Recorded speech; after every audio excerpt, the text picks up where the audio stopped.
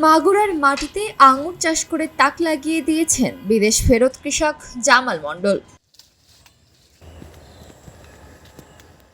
মাগুরার জামাল মণ্ডল ৪ বছর বিদেশে থাকার পর দেশে এসে শুরু করেন চাষাবাদ। ২ বছর আগে যশোরের খাজুরা লেবুতলা বড় ভাইরার আঙুরের চাষ দেখে নিজে উদ্বুদ্ধ হন আঙুর চাষে। এরপর ২ বছর আগে তার কাছ থেকে চারা নিয়ে এসে ২০ শতক জায়গাতে লাগিয়ে স্বামী স্ত্রী পরিচর্যা শুরু করেন।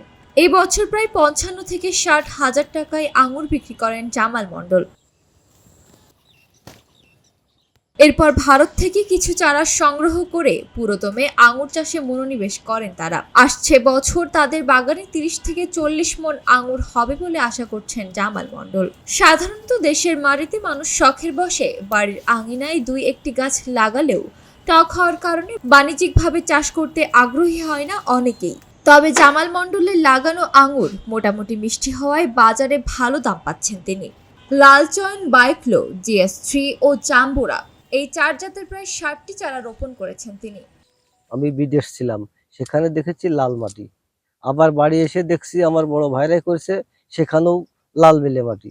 তাই আমার এই জমিটা লাল বেলে মাটি বলে আমি এখানে শুরু করছি। ইনশাল্লাহ গত বছর চাষ করেছি ১০ মণ হয়েছে, এবছর চাষ করেছি আল্লাহ দিলে সেখানে ৩০ মণ হবে। জমি মাত্র ২০ শতক, ৬০টি গাছ আছে এখানে, তার বেশি গাছ নেই, ৬০টি গাছ।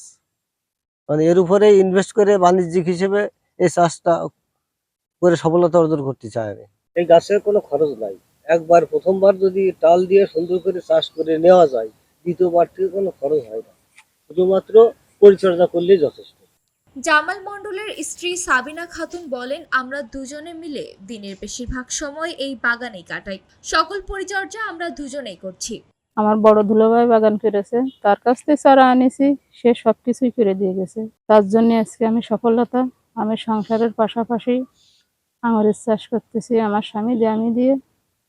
আমাদের অন্য কোনো শ্রমিক নেই, আমরা দুজন এই কাজেই করে থাকি। সংসার তো একদিকে, আমার এই পাবলিকই এখান থেকে নিয়ে যায় আঙুর।